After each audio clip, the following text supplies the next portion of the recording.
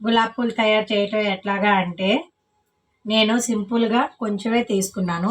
1/2 kg మైదా పిండి, 1/2 kg sugar, చిన్న tea గ్లాసుడు బియ్యం పిండి, యాలకుల పొడి కొంచెం వేసి మొత్తం కలిపి మన అట్టుపిండి లాగా కలుపుకోవాలి ఇట్లాగా.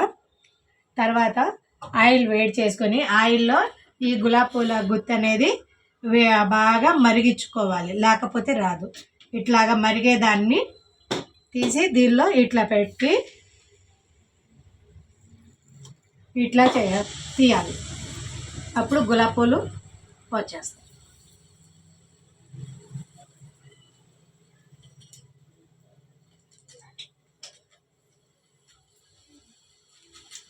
ఇదే ఫ్రెండ్స్ గులాబ్ పూలు ఇట్లాగా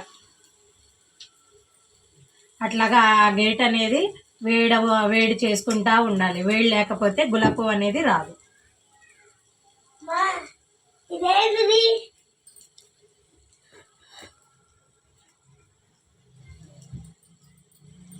అవి తాగే నీళ్ళరా.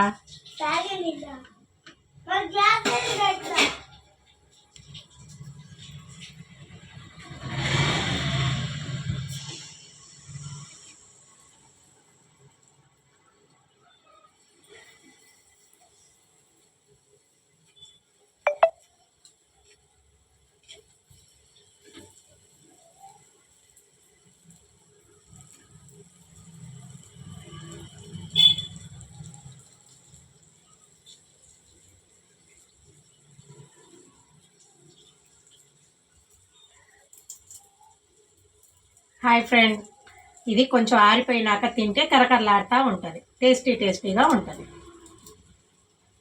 కాదు